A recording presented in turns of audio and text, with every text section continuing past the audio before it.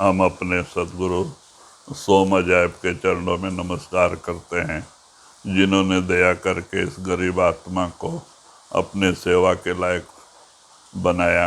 नहीं तो ये जीव न मालूम कहाँ आज बह गया होता। उन्होंने हाथ पकड़ के हमें इस परमार्थ और भक्ति के रास्ते में लाके और अपनी दया में हर करके सेवा के लायक बनाया। इसलिए हम उन दोनों महात्माओं के धन्यवाद मानेंगे। उनको आज सब जगह पे महाराज जी का बर्थडे सितंबर महीने में ही 7 तारीख को सोमनाथ महाराज जी का और 11 तारीख को अजायब सिंह महाराज जी का जन्मदिन मनाया जा रहा है।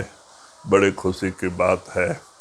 संतों का जन्मदिन मनाना बड़ा अच्छा है, क्योंकि उन्होंने इस दुनिया में आकर के अपना सब कुछ खो करके हमारे आप जैसे जीवों का कहते उद्धार किया और परमात्मा से बिछड़े हुए जीवों को उस परमात्मा के गोद में फिर लेके आए। भक्ति करा के, ध्यान भजन करा के फिर परमात्मा के पास लेके जाते हैं। इसीलिए उनका ये त्याग और ये बलिदान बहुत बड़ा होता है संतों का। इसीलिए संतों का बर्थडे मनाना कोई गलत काम नहीं है। एक समय ऐसा था जब दुनिया भक्ति से दूर हो गई थी। हम काफ़ी दिन से दुनिया के लोग परमात्मा को भूल गए थे, तो उस समय परमात्मा ने पहले गुरु नानक और कबीर को भेजा, जिन्होंने आकर के यहाँ भक्ति का बीज बोया। फिर उनकी ही कृपा से, गुरु नानक कृपा से 10 पातशाहियाँ हुई और जिन्होंने लोगों के अंदर भक्ति के बीज बो करके परमात्मा से बिछड़े हुए जीवों को फिर परमात्मा के साथ मिलाया। ऐसे ही फिर बीच में काफ़ी लंबा समय बीतने के बाद फिर परमात्मा की कृपा हुई कि वही ताकत फिर स्वामी जी के, महाराज जी के रूप में आगरा में प्रकट हुई और फिर वहाँ से लोगों के अंदर मालिक का प्रेम और प्यार जागा।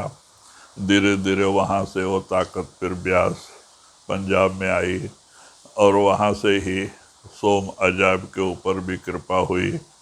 और आज कहते हैं कि इन महापुरुषों की कृपा से कहते हैं कि नौखंड पृथ्वी यानी दुनिया में करीब लाखों लोगों से ज़्यादा लोग उस परमात्मा के भक्ति से जुड़े हुए हैं।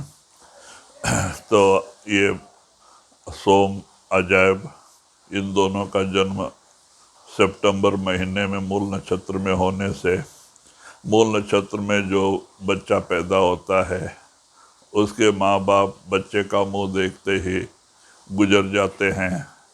तो मूल नक्षत्र में पैदा जो होते हैं बच्चे, या तो बड़े राजा महाराजा होते हैं या तो बड़े महात्मा और योगी होते हैं।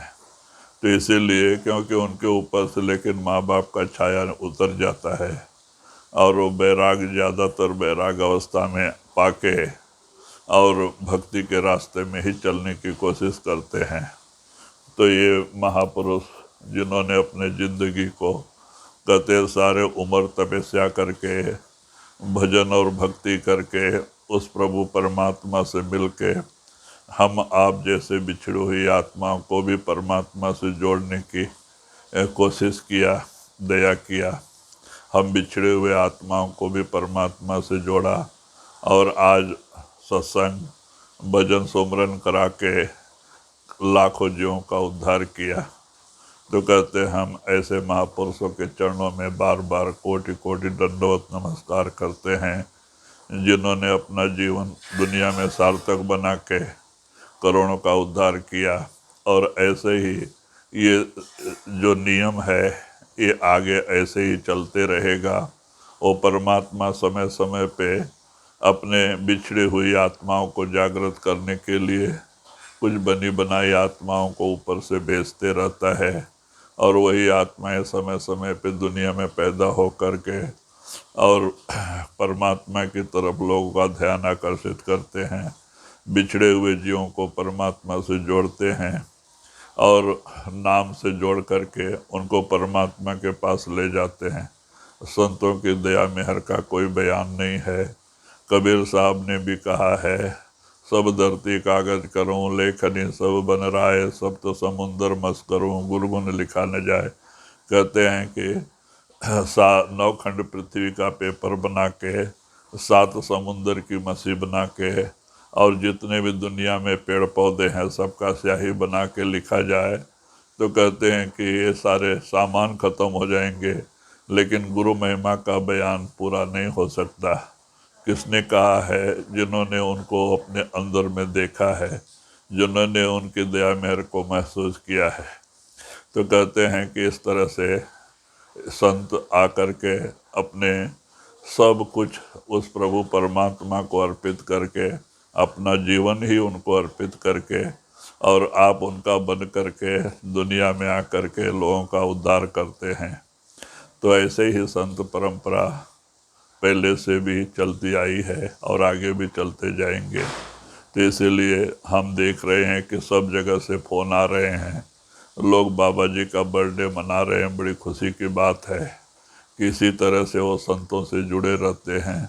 हम लोगों से यही आशा और प्रार्थना करेंगे कि इसी तरह से समय समय पे सत्संग भजन सुमरन करते रहें और बाबा जी की याद बनाए रखें। जब हम उनकी याद में होते हैं, वो हमारी याद में रहते हैं। हम उनसे बिछुड़ जाते हैं तो वो हमसे भी बिछुड़ जाते हैं। तो इसीलिए चाहिए कि याद बनाए रखें, सुमरन और भजन करें, जिससे उनका याद रोज़ रोज़ बना रहें और उनकी तवज्जो हमारी तरफ भी लगी रहे। तो इसीलिए चाहिए कि आप कितना भी कारोबार रहे और कितना भी सब आपका कीमती समय हो, लेकिन आप भजन सुमरन और सत्संग रोज़ रोज़ सुने और भजन सुमरन रोज़ रोज़ करें। ये अपना सच्चा काम है। महाराज हमेशा कहते थे, 100 काम छोड़ सत्संग में जाओ, 1000 काम छोड़ भजन बैठो। अगर सत्संग समय सैकड़ों काम पड़ा है, छोड़ दो, क्योंकि काम कोई पूरा करके दुनिया से नहीं गया, जो गया सो काम छोड़ के ही गया। तो कहते हैं भाई पहले सत्संग में जाके बैठो, क्योंकि वो अपना आत्मा का सच्चा काम है। और करो लाखों माने हजारों काम हो तो छोड़ के भजन सुमरन में बैठ जाओ, क्योंकि ये दोनों अपना आत्मा के लिए सच्चा काम है, जिससे आत्मा को बल मिलता है, मन बलहीन होता है, और दुनिया का चिंता करने से मन को ताकत मिलता है और आत्मा बलहीन होती है। तो चाहिए कि हम सत्संग और भजन सुमरन जो महाराज ने हमें रास्ता बताया है उस पर चलते रहें और अपने आप को उस गुरु के साथ जोड़ के रखें, जिससे उनकी दया मेहर आपके ऊपर बनी रहे। आप सब लोग को बाबा जी का बहुत बहुत प्यार और धन्यवाद, और बाबा जी की दया मेहर पहुँचे। राधा स्वामी।